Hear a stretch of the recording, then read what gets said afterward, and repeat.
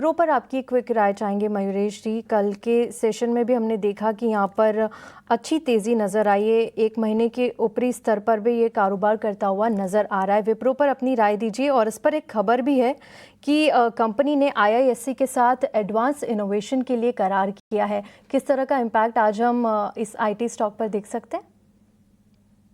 नहीं, कहीं ना कहीं आई थिंक एक सेंटिमेंटल रिएक्शन आ सकता है स्टॉक के ऊपर, but if you probably look at numbers और earnings delivery, I think disappoint ही किया है। क्योंकि जो हम उम्मीद लगाए बैठे हैं, leaving aside one quarter, I think every quarter there has been some element of poor earnings delivery. और इसके वजह से I think core IT services segment में जहाँ पे एक्सपेक्टेशन है कि रेवेन्यू ग्रोथ ठीक ठाक ही बढ़ेगा, at the same time I think जो इबिट मार्जिन का कंट्रीब्यूशन रह सकता है ये भी आई थिंक नॉर्मलाइज्ड रह सकता है। तो कहीं ना कहीं I think large cap IT में हम जो उम्मीद लगाए बैठे हैं, जैसे हम तीसरे और चौथे तिमाही में एंटर करते हैं, तीसरे तिमाही में एक सीजनली वीक क्वार्टर होता है जहाँ पे क्रिसमस की छुट्टियां, फरलॉक की वजह से वर्किंग डेज कम होते हैं और इसलिए रेवेन्यू रिकग्निशन कम होता है।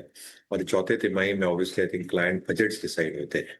तो कहीं ना कहीं आई थिंक विप्रो के लिए शायद सेंटिमेंटली पॉजिटिव, बट जहां तक अर्निंग्स डिलीवरी का सवाल रहा है दैट हैज डिसअपॉइंटेड। इसलिए हम अंडरवेट रहेंगे लार्ज कैप आईटी पे। हमें अभी भी लगता है कि even valuations are supportive large cap IT के लिए।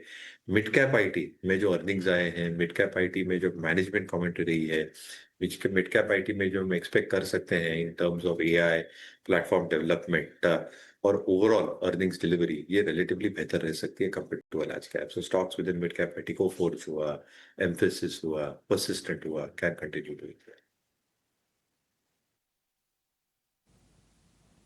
ठीक है, ठीक है। मयूरेश जी को मिड कैप वाले आईटी स्टॉक्स थोड़े बेहतर दिखाई दे रहे हैं।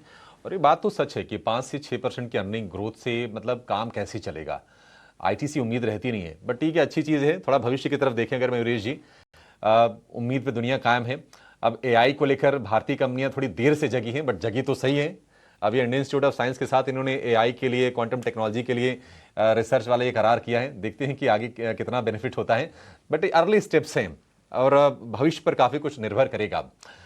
लेकिन आज के लिए जो ब्रोकरेज रिपोर्ट्स हैं वो कौन सी हैं, जरा इस पर नजर डाल लेते हैं। हमारे सहयोगी रविंदर हमारे साथ जुड़ गए हैं। Ravinder, good morning. बताइए आज कौन सी रिपोर्ट्स हैं जो आज फोकस में रहेंगी?